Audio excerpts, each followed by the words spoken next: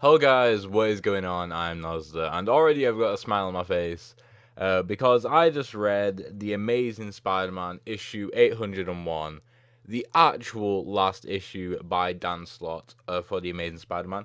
There is another Dan Slott comic that I'm actually going to be reviewing today, straight after this one, so stay tuned for that if you're not already subscribed, and I recommend you do, because I'm going to be reviewing Tony Stark Iron Man in the next video once I read it. I'm very, very excited. But yeah. So Spider-Man issue 801, like I said, is Dan Slott's last Spider-Man comic. Don't know whether it's going to be forever, whether he might return to it. Maybe he might come on as a guest writer at some point, or maybe he'll work on some collaborative stuff which will have Spider-Man in it. I'm not sure. Probably Tony Stark Iron Man will have Spider-Man in it at some point, if I had to guess. If not, Peter Parker with Miles Morales.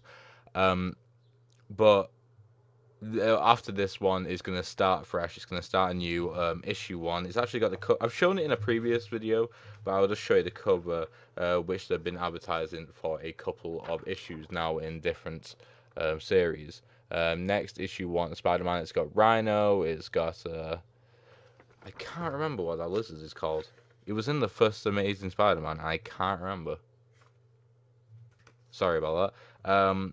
Yeah, I'll look it up after this video. It's just skipping my mind right now.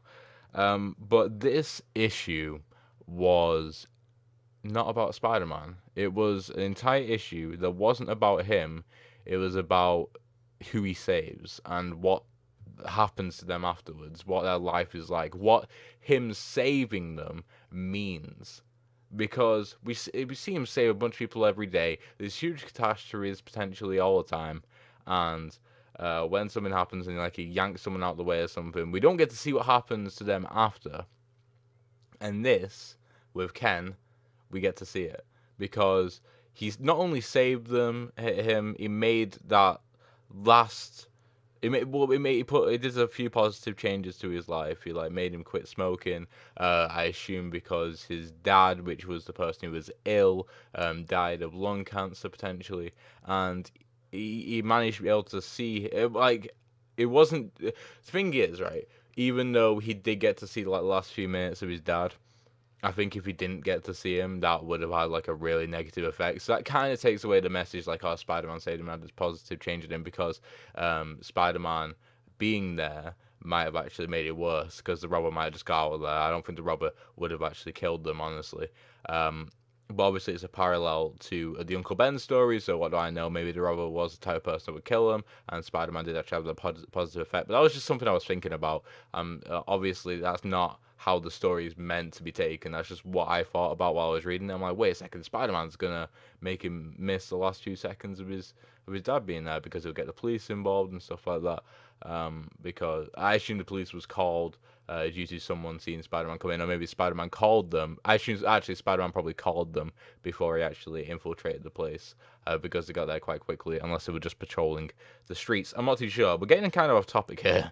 But yeah, like I said, this entire comic is about the people who he saves, and like what happens afterwards. Like he has a family. I don't know whether he had a family before Spider-Man saved him, or like already started a family, but whether that affected like his parenting as well, like how he helped his son and his daughter, and they were smart, and then they moved on, and they had lives as well. Maybe without Spider-Man, they would never have existed, and it all comes full circle at the end when the niece of Kenneth actually asks, like, Spider-Man isn't that great. Well, says Spider-Man isn't that great. You know, Thor, Black Panther, Captain Marvel saved the world, whilst she would never have had her uncle or her cousins or whatever if it wasn't for Spider-Man. And that's a lot of her world that just wouldn't exist. And Spider-Man saved that before she was even born. Now that's just beautiful. Throughout this entire review, I've just gotten chills and like tingles all over because it was beautifully written.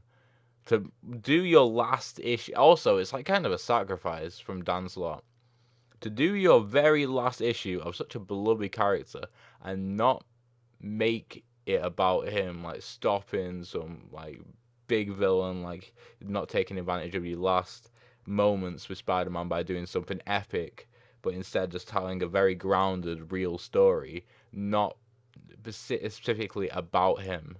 I felt like it was a good sacrifice to make, but it paid off tremendously, and I'm grateful that even though a lot of people thought that issue 800 was going to be his last one, I'm very grateful that he did this short comic as well. It's a very short comic, and he sort of like sent off Spider-Man to the next writer with, you know, some good feels, because we just came off like a very dark arc with Red Goblin, and now we've got some good feels going on. You know, I'm very happy about that. But just to finish off, a lot of people watched my issue 800 review. I'm very grateful for that. A lot of people subscribed to it as well, from it as well. So if you're watching this and you subscribed from the last one, thank you very much. I do appreciate that. We are currently on 105 subscribers, which is really, really good. Like, I've gotten like 20 in the past month, which is mad, considering my channels have been a year, is a year old, and I've been uploading very consistently. The fact that I'm starting to see some growth is very, very rewarding. But not only that, I get to read comics every week and then talk about it. I don't, just quickly here, I'm going to get a bit personal. I don't really have many people to talk about with like in my friendship group. Like I also review manga on the channel. That's what they read. They don't really read comics. So to use this as sort of a platform just to get some discussions going, it's really good for me, and hopefully it's really good for you too. But yeah, anyway, thank you guys for watching. Hopefully you enjoyed the video. Make sure to like, subscribe, and all good stuff. Going to be reviewing Tony Stark Iron Man next. Hopefully you're excited, and I shall see you in the next one. Goodbye.